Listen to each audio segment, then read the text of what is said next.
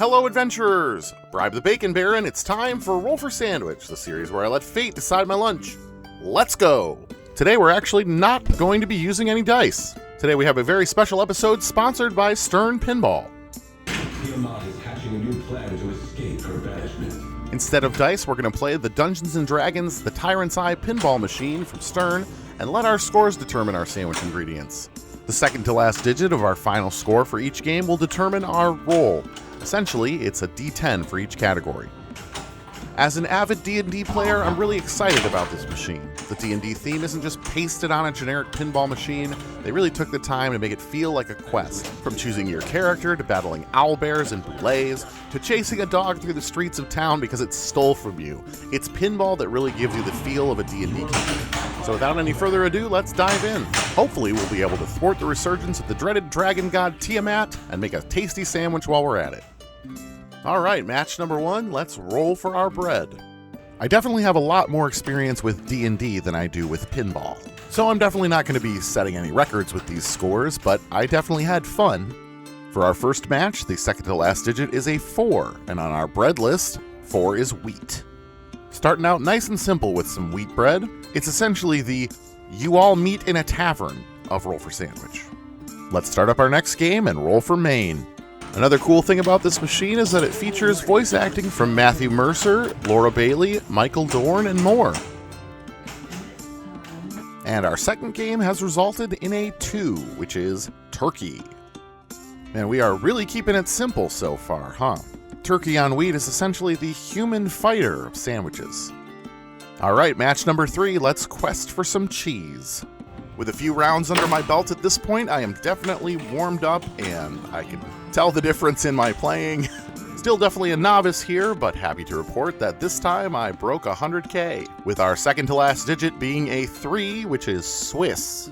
With turkey and Swiss, we are continuing the pattern of having the most normal, unassuming sandwich possible, but I can't help but think it might be a trick. Back at it for match 4, let's roll for roughage. For our special format episode today, I decided to simplify a bit and just go with 1 roughage because this is already going to be a little bit longer video. And with this game, I just about double my previous high score, and we end up with a 6, which is jalapenos. Finally, something with a little bit of excitement, a little bit of spice. Perhaps it's because I selected Dragonborn as my character for this run. But whatever the reason, I am happy to add some pickled jalapenos to this sandwich. It'll give us some nice acid and spice to help punch up our flavor. Here we go with match 5. Let's get wild with the Wild Magic Roll. Dragon Multi-Ball! Right, multi-ball. Party time! Well, leave it to the Wild Magic Roll to bring the chaos. We've got a Dragon Multi-Ball, where I now face off directly with the ancient red dragon, Wrath the Relentless. And we are victorious, netting our highest score so far, and ending with an 8, which is Honey Bears. Honey Bears are tasty, no-bake treats made from just a few simple ingredients. Most recipes use peanut butter, honey, powdered milk, and a dash of vanilla extract. They kind of remind me of a big lump of the peanut butter inside of a Reese's peanut butter cup. They have a non-sticky, almost chewy consistency and are high in protein and calcium. For the pinball special, every option on the Wild Magic list was a ball of some kind, so this definitely could have gone worse.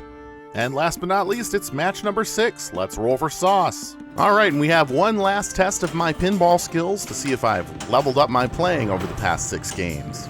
And, well, like a lot of good quests, we have ended where we began. Our final game nets us a 5, which is Sriracha. Low pinball score aside, this is probably one of the better things we could have rolled to finish off this particular sandwich. The sweet and spicy sriracha should go really well with the peanut butter balls, giving us a sweet, salty, and spicy Thai-inspired flavor. Let's go ahead and get our sandwich closed up here. Get our toothpicks in to hold it together, and let's get it cut in half. And let's take a look at that cross-section. I think our sandwich has a tumor. We may need more data to know for sure, but it seems like the pinball gods might be slightly more merciful than the dice gods. Let's go ahead and give our creation a taste. You know, not too shabby. That sriracha really was the perfect thing to kind of bring it all together. The peanut butter balls were a little bit out of left field, but when you boil them down to their base ingredients, it all works. Plus, they have the added bonus of adding kind of an interesting texture to the sandwich. It feels a bit like biting into a ball of Play-Doh, and I mean that in a good way. And here at the end of our epic quest, we have a decently okay sandwich, and I've gotten a little bit better at pinball. I think I'm going to go ahead and give this one an 8.2 today. And for a name, I've got to go with the Pinball Wizard. Thanks for hanging out with me today. I hope you have a great day, and I'll see you again next time right here on Roll for Sandwich.